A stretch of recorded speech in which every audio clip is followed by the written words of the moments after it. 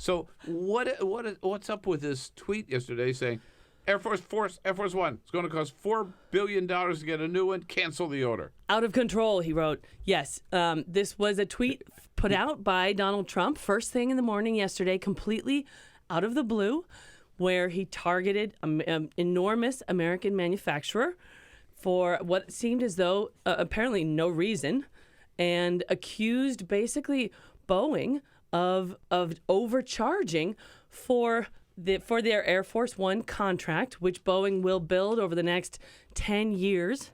But there's no numerical basis, firstly, in the number that he chose in $4 billion. It's sort of like saying 3 million people voted illegally, right? Exactly. And it prompted pushback from the Air Force, which, in my experience, I don't know that I've ever seen a branch of the military directly contradict a president or a president-elect like this. It also prompted pushback from Boeing, which has begun working on how Air Force One gets replaced every 30 years.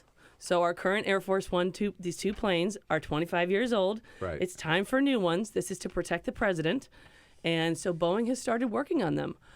And Boeing says so far all they have is a $170 million contract. Exactly. Right? So where does this $4 billion number come from? I mean, this is a question that Donald Trump's people haven't yet answered fully. Because I was waiting for them to say, like, somehow, some convoluted, weird Trumpy math. Right. That they could get to the $4 billion and explain it, but they haven't yet, right? No. So it literally has come out of thin air. Yes. Okay. And I think they're... All right, just to be clear. Right. So it's out of thin air. Yeah, okay. But I think the scary thing here really is that he's not yet in office, of course, so the notion that he could, quote, cancel such an order is fantasy at this point. But here you also have an incredibly powerful person picking a winner and loser. You have the President of the United States going after a single American company, which breaks an unwritten rule of the presidency, which is that the President of the United States should be the biggest backer of American businesses and American manufacturing.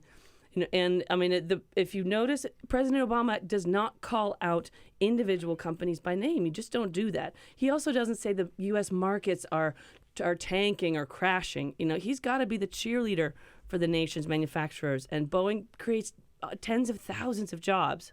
Well, my understanding is that there are only two companies that could build this plane, Boeing or Airbus. Exactly. So are these going to be American jobs or French jobs? Right. And Boeing is in long-term competition with Airbus, and Boeing is also working very closely with the Chinese. And what might have prompted this tweet, if you want to, again, just like the Trumpian math, we can go backwards and maybe look at what might have inspired Trump. Earlier in the day yesterday, the Chicago Tribune published an interview with the CEO of Boeing where he basically called on Congress and the president-elect to tamp down the anti-trade message. Boeing does an enormous amount of business with China. It sells, I think it has a $38 billion deal right now to build its planes for the Chinese market. And those are American jobs that are going to be building the planes. But they dared to criticize the president-elect's trade policy. And so you could actually look at this and say this is retaliation, which is really scary. Yeah, right. By company by company by company. Company by company for speaking out against the president. And so the message that companies get is shut your mouth, which is contrary to the way America does business.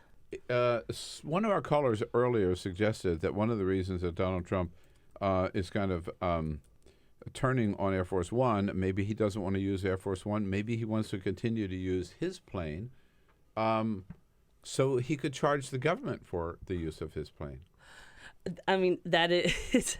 I will put nothing beyond the president-elect. He charged his campaign for the use of his plane. A lot of money. He's charging the government for office space in Trump Tower. He charged the Secret Service to ride on his plane and protect him during the campaign. Right. So this could be part of a money-making scheme. Right. But his plane, no matter how sweet it is, ain't no Air Force One, right? Ain't no Air Force One. It does not have a special coating to prevent thermonuclear attack.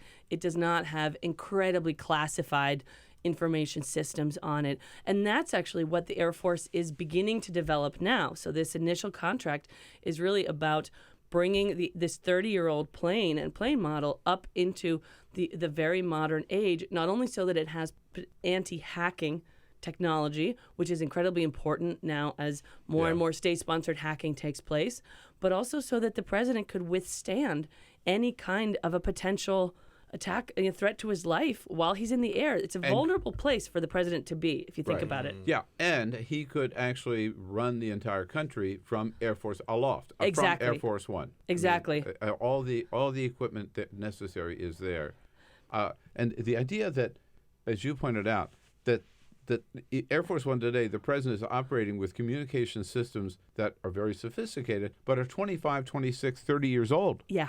Yes. You would think I want the president of the United States to have the latest. Right? Yeah. Right. And when you think about it, I don't care what it costs. But the Pentagon, when you think about the Defense Department's budget, we're talking there's a $200 billion arms contract done in a snap. So the notion that the president is nickel and diming on his own plane it seems so penny wise and pound foolish. That's the phrase. Yeah. Yeah. Well, yeah. My grandmother used to use. Right? Penny wise and pound foolish. Yeah. Now it's coming So this from is the commander in chief. not yet. The commander in chief elect. Forgive me. Christina, thanks so much for popping in here today. This is very, very important stuff. Good job. Good reporting. Thanks, Thank you. Bill.